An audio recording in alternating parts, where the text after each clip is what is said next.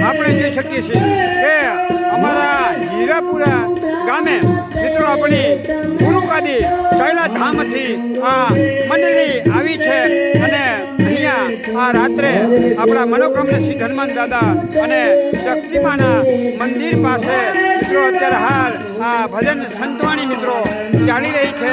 તો મિત્રો આપણે એ ભજન સંતવાણીનો મિત્રો આનંદ લઈ રહ્યા છીએ.